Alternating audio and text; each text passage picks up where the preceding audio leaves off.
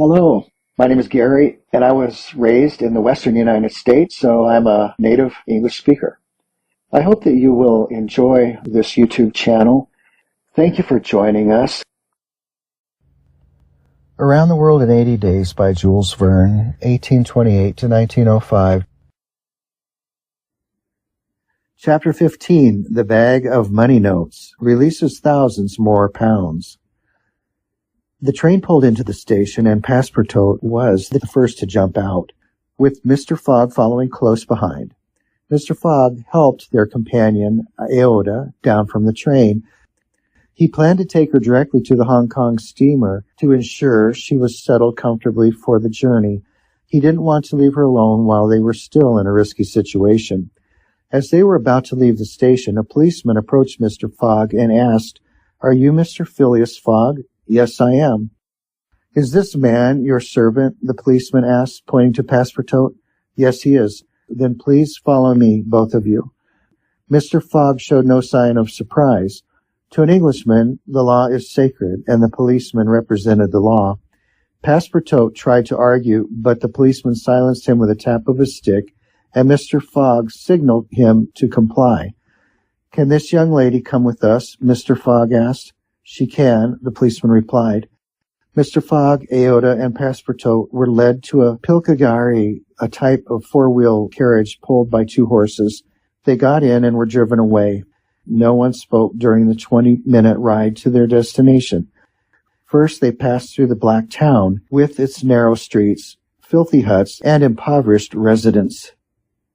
Then they moved into the European town, which was a stark contrast with its bright brick mansions, shaded by coconut trees, and busy with elegantly dressed riders and fine carriages, even in the early morning. The carriage stopped in front of a modest-looking building that didn't seem like a private home. The policeman, who now considered them prisoners, asked them to get out and led them into a room with barred windows. He said, "You will appear before Judge Obadiah at 8:30. Then he left, closing the door behind him. "We're prisoners," Passepartout explained, collapsing into a chair. Aouda, trying to hide her distress, turned to Mr. Fogg and said, "Sir, you must leave me to my fate. It's because of me that you're being treated this way for saving my life." Phileas Fogg simply stated that it was impossible. There was no way he could be arrested for preventing a suttee. The accusers wouldn't dare bring such a charge. It must be a mistake. In any case, he wouldn't leave Aouda behind and would see her safely to Hong Kong. "But the steamer leaves at noon," Passepartout said anxiously. "We'll be on board by noon," his master responded calmly. He spoke with such certainty that Passepartout couldn't help but mutter to himself, "Well, that's for sure. We'll be on board before noon." But he still wasn't completely reassured. At 8:30, the door opened and a policeman came in. He asked them to follow him and led them to a nearby hall. It was clearly a courtroom with a crowd of Europeans and locals already filling the back of the room. Mr. Fogg and his two companions sat on a bench facing the judge's desk. Shortly after, Judge Obadiah, a round, heavy-set man, walked in, followed by his clerk. The judge hurriedly took a wig from the nail on the wall and put it on his head. Passepartout was growing anxious as the hands of the large clock above the judge's desk seemed to move faster and faster. "The first case," repeated Judge Obadiah. Phileas Fogg called out Osterpuff. "I'm here," Mr. Fogg answered. "Passepartout?" "Present," Passepartout replied. "Good," said the judge. "You've been sought after for 2 days on the trains from Bombay." "But what are we accused of?" Passepartout asked impatiently. "You'll find out soon enough." "All right, then. Bring in the complainants." At the judge's command, a door swung open and 3 Indian priests entered. "There they are," muttered Passepartout. "These are the scoundrels who tried to burn our young lady." The priest stood before the judge as the clerk loudly read out the complaint. Phileas Fogg and his servant were accused of committing sacrilege by violating a sacred site of the Brahmin religion. "You've heard the charge?" asked the judge. "Yes, sir," replied Mr. Fogg, glancing at his watch, "and I admit it." "You admit it?" "I do, but I'd like to hear these priests admit what they were about to do at the Pelagi Pagoda." The priests exchanged puzzled looks, clearly not understanding what was being said. Yes, Passepartout added heatedly, at the Pelagi Pagoda, where they were about to burn their victim. The judge looked astonished, and the priests were equally shocked. What victim? Asked Judge Obadiah. Burn whom? In Bombay? Bombay, explained Passepartout. Of course, we're not talking about the Pelagi Pagoda. This is about the Malabar Hill Pagoda in Bombay. And as evidence, the clerk added, here are the desecrator's shoes, which he left behind.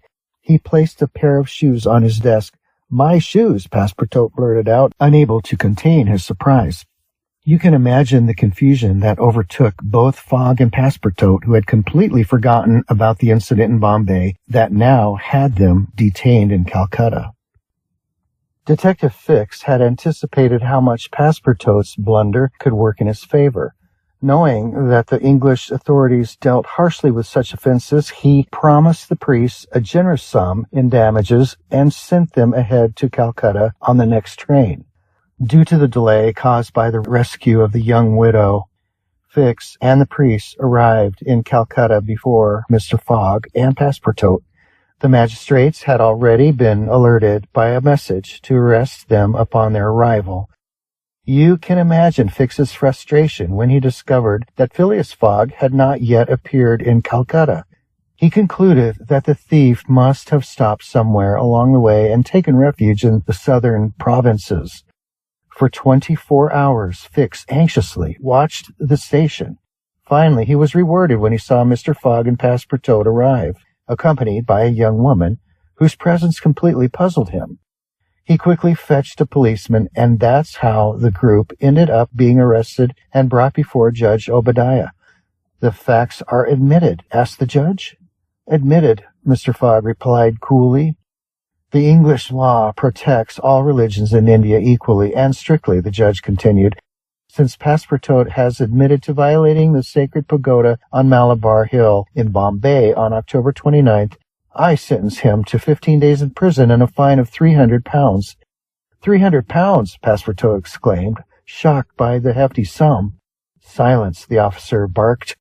Since it's not proven that the master didn't approve of this act, the judge went on, and since a master is responsible for the actions of his paid servant, I sentence Phileas Fogg to 1 week in prison and a fine of 150 pounds.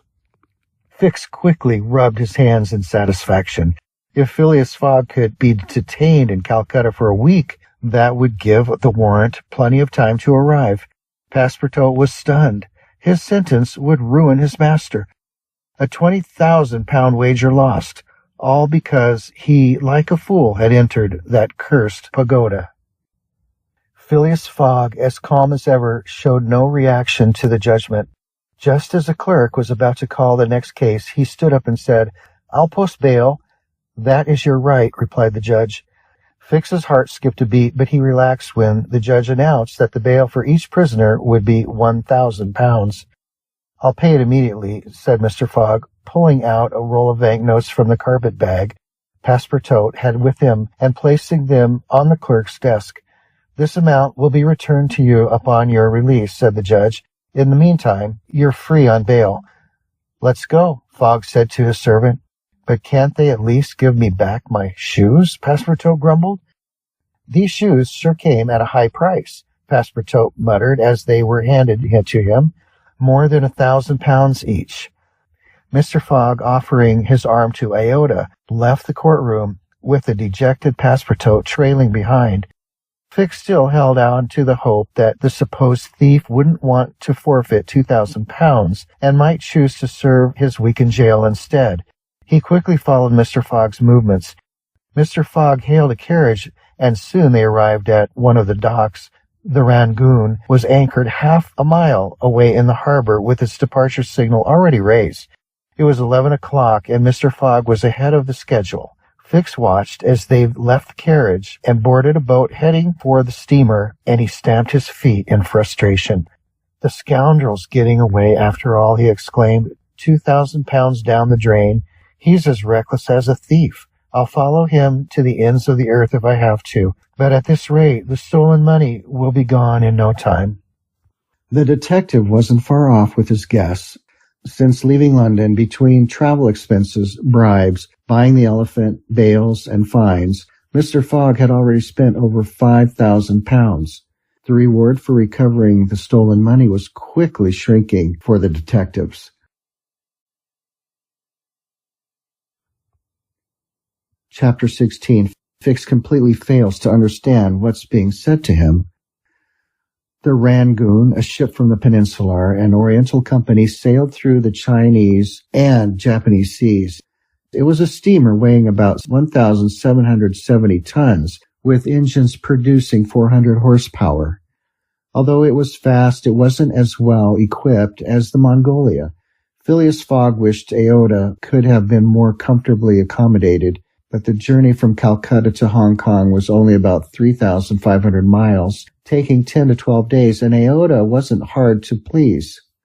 In the early days of the voyage, Aota grew closer to her protector and repeatedly showed her deep gratitude for his help. The calm and composed gentleman listened to her with apparent indifference, showing no emotion in his voice or manner. However, he always ensured she lacked nothing for her comfort. He visited her regularly at specific times, not to talk much himself, but to listen to her. His politeness was strict and precise, almost like a machine programmed for this purpose. Aota was unsure how to interpret his behavior, although Passepartout had hinted at his master's eccentricities, making her smile when he mentioned the bet that had sent him around the world.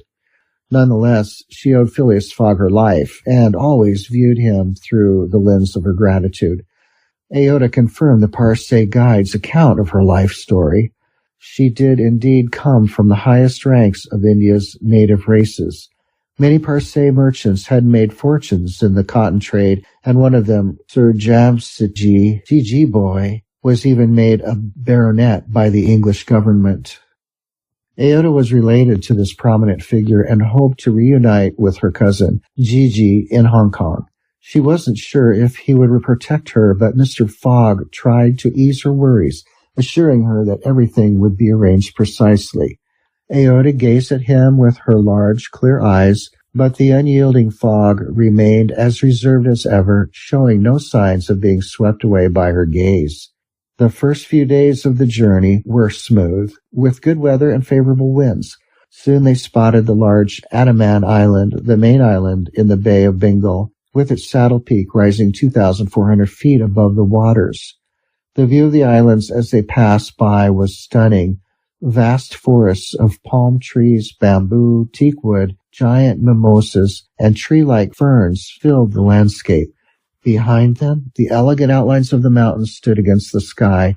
Along the coast swarmed thousands of precious swallows whose nests provided a luxurious dish for the tables of the Chinese elite.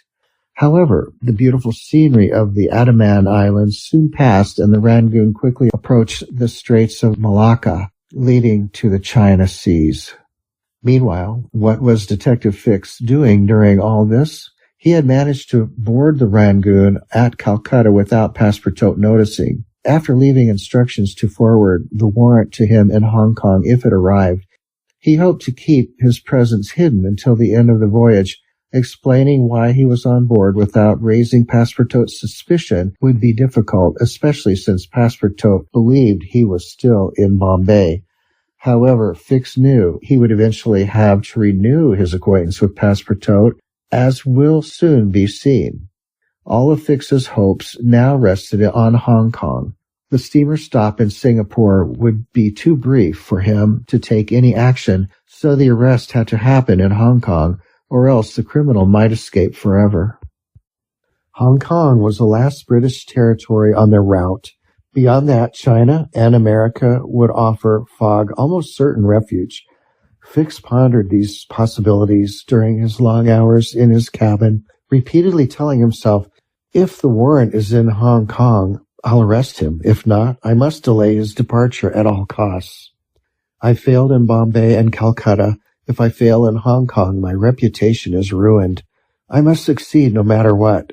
But how can I prevent his departure if that's my last option? Fix decided that if all else failed, he would confide in Passepartout and reveal the truth about his master. He was sure Passepartout wasn't Fogg's accomplice, and once enlightened, the servant would likely become the detective's ally out of fear of being implicated in the crime. But this plan was risky and only to be used as a last resort.